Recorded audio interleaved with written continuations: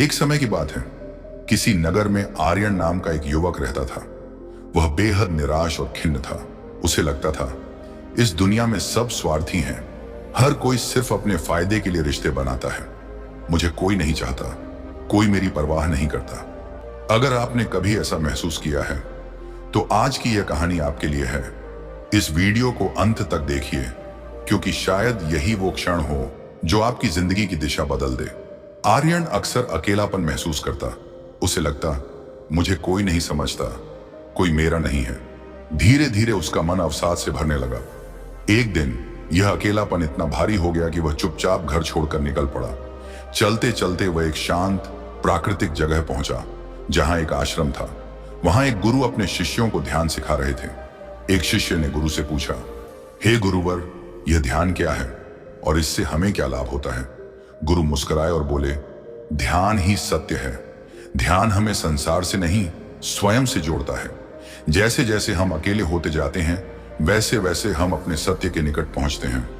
आर्यन ये बातें बाहर खड़ा होकर सुन रहा था, और जैसे ही ये शब्द उसके कानों में पड़े, वो दौड़कर उस गुरु के पास गया और बोला, गुरुवर, अगर ध्यान अकेलापन सिखाता है तो फिर मैं पहले से ही ध्यान में हूं, क्योंकि मैं तो हमेशा अकेला हूं।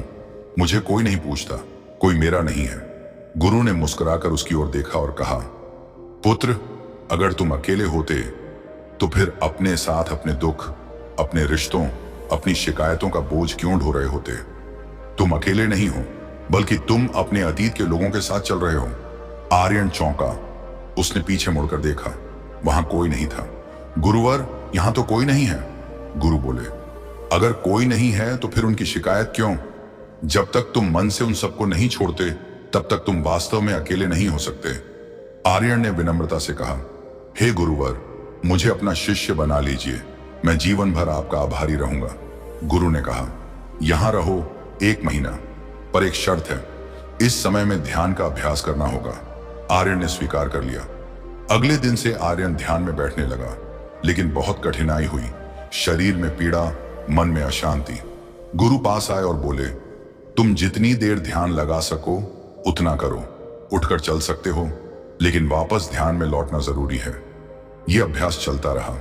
हर दिन गुरु उससे एक ही प्रश्न करते, किससे बात कर रहे हो?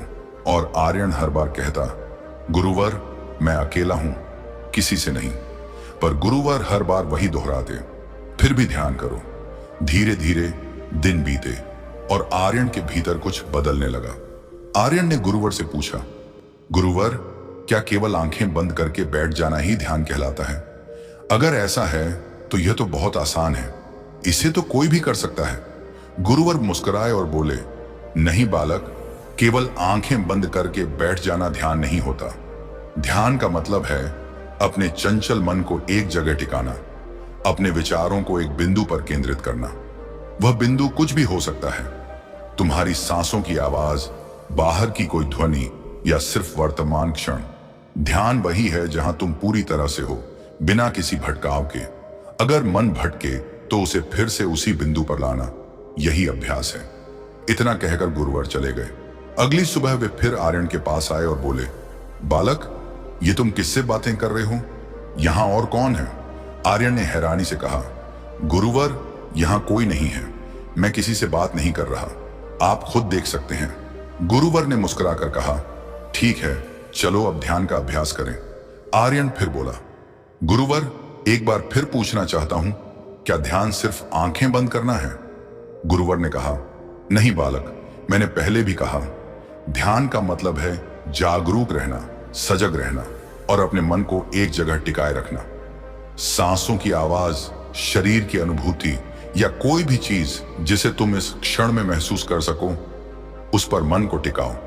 ध्यान तब होता है जब तुम भटकते नहीं हो, जब तुम्हारी चेतना पूर्ण रूप से उसी बिंदु पर ठहरी होती है। अगले दिन आर्यन ने फिर से अभ्यास किया, लेकिन वह मन ही मन परेशान था। उसने गुरुवर से कहा, गुरुवर, मैं बहुत प्रयास करता हूं, लेकिन जैसे ही ध्यान लगाने बैठता हूं, मेरा मन भटकने लगता है। पुरानी यादें मुझे घेरे रहती हैं, जो बीत गया वह वापस लौट आता है। मैं एकाग्र नहीं रह पाता, मैं क्या करूं? गुरुवर मुस्कुराए, कुछ नहीं बोले और चले गए। अगली सुबह वे फिर आए और आर्यन से कहा, बालक, ये चारों ओर इतना आलस क्यों फैला है? अपने आसपास से इसे हटाओ, नहीं तो ये तुम्हें निगल जाएगा। आर्यन ने थोड़ा खींचकर कहा, गुरुवर, आप रोज कहते हैं कि यहां कोई है, लेकिन मैं तो किसी को नहीं देख पाता। क्या आप सच में किसी को देख रहे हैं? गुरुवर ने गंभीर स्वर में कहा। ठीक है, चलो ध्यान करो। आर्यन बोला, गुरुवर, आपकी कृपा से अब मेरा ध्यान थोड़ा बेहतर हो गया है, पर एक समस्या अभी भी है। जैसे ही मैं गहरे ध्यान में जाता हूं, मुझे नींद आने लगती है और फिर मैं सो जाता हूं।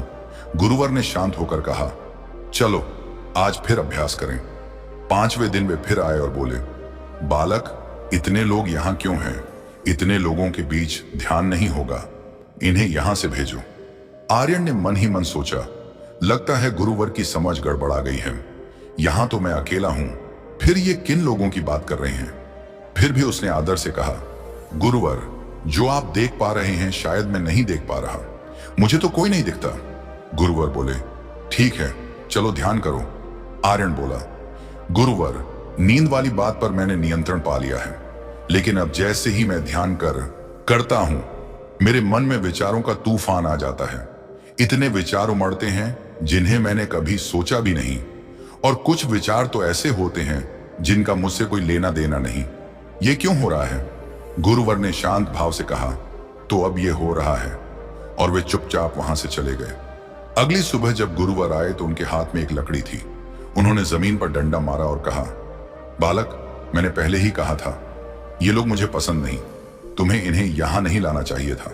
इतनी भीड़ में ध्यान कैसे करोगे? अगर आज के बाद भी कोई दिखाई दिया या तुम्हारी बकबक सुनाई दी तो? आर्यन भयभीत होकर चुपचाप सिर झुकाकर बैठ गया। उसके मन में अब डर था, लेकिन उससे भी ज्यादा एक गहरी उलझन थी। आखिर गुरुवर किससे बात करते हैं? वो बार बार क्यों कहते हैं कि भीड़ है, जबकि आर्यन हमेशा अकेला होता है? कुछ देर की चुप्पी के बाद गुरुवर ने धीरे से कहा, बालक, अब समय आ गया है कि तुम्हें वह सत्य बताया जाए जिसे जानने के बाद तुम्हारे सारे प्रश्न शांत हो जाएंगे। आर्यन ने आश्चर्य से गुरुवर की तरफ देखा। गुरुवर बोले, जिन लोगों की मैं बात करता हूं वे बाहर से नहीं, तुम्हारे भीतर से आते हैं। वे तुम्हारे विचार हैं, तुम्हारे संस्कार, तुम्हारी यादें, इच्छाएं, डर, गुस्सा, लोभ, पछतावा, ये सब एक एक व्यक्ति की तरह तुम्हारे ध्यान में बाधा डालते हैं। जब मैं कहता हूं कि भीड़ है, तो मैं तुम्हारे भीतर की भीड़ की बात करता हूं। आर्यन स्तब्ध रह गया। ध्यान का अर्थ केवल आंखें बंद करना नहीं होता, बल्कि भीतर की इस भीड़ को शांत करना होता है। जब तुम्हारा मन बिना प्रयास के शांत बैठने लगे, जब विचारों की आवाज धीमी होकर अंततः लुप्त हो जाए, तब असली ध्यान शुरू होता है। गुरुवर ने आर्यन की आंखों में देखा और बोले, तुमने कहा कि ध्यान करते वक्त विचार आते हैं, और ऐसे भी जिनके बारे में तुमने कभी सोचा भी नहीं। ये वही अनदेखा बोझ है जो तुम्हारी आत्मा वर्षों से ढो रही है। ध्यान वही आईना है जिसमें आत्मा अपना असली चेहरा देखती है, बिना सजावट, बिना दिखावे के। आर्यन की आंखों में अब पानी था। गुरुवर, वो बोला, क्या इसका अर्थ यह है कि हम कभी ध्यान नहीं कर पाएंगे? गुरुवर मुस्कुराए और बोले, नहीं बालक, ध्यान कोई उपलब्धि नहीं है जिसे पाना है। यह तो केवल समझ और अभ्यास की प्रक्रिया है। जब तुम समझ जाते हो कि भीतर क्या चल रहा है और उसे देखना शुरू करते हो, तब ध्यान शुरू हो जाता है। हर बार जब तुम अपने विचारों को पहचान कर उनसे अलग हो जाते हो, तुम एक कदम ध्यान की ओर बढ़ते हो। लेकिन गुरुवर, आर्य ने पूछा, जब हम सांसों पर ध्यान लगाते हैं और फिर भटकते हैं, तो क्या वह विफलता है? गुरुवर बोले, नहीं बालक, जब तुम भटकते हो और फिर वापस आते हो, वही तुम्हारी सफलता है। ध्यान केवल बैठने की नहीं, लौटने की कला है।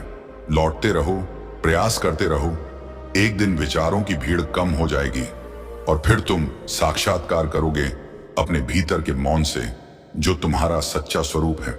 गुरुवर उठे और धीरे से बोले, याद रखो आर्यन, ध्यान केवल बैठने की मुद्रा नहीं, यह जीवन जीने की कला है। हर क्षण में सजग रहना, हर पल में जागरूक रहना, यही ध्यान है। जब तुम जीवन को ध्यान की तरह जीना सीख जाते हो, तब हर क्रिया साधना बन जाती है। अगले दिन आर्यन फिर ध्यान मुद्रा में बैठा था। आंखें बंद थीं, लेकिन चेहरे पर पहले जैसी बेचैनी नहीं थी। वहां अब एक गहरा मौन था, एक स्वीकार था। गुरुवर दूर एक वृक्ष के नीचे खड़े मुस्कुरा रहे थे। क्योंकि आज आर्यन पहली बार भीतर की भीड़ को पहचान चुका था और यही था ध्यान की शुरुआत। तो दोस्तों, ध्यान केवल आंखें बंद करना नहीं है, यह भीतर के शोर को सुनना और फिर उस शोर से ऊपर उठने की प्रक्रिया है। विचार आना गलत नहीं, लेकिन उन्हें पहचान कर लौट आना ही ध्यान है। सच्चा ध्यान तब होता है जब हम जीवन को सजगता से जीना शुरू कर देते हैं।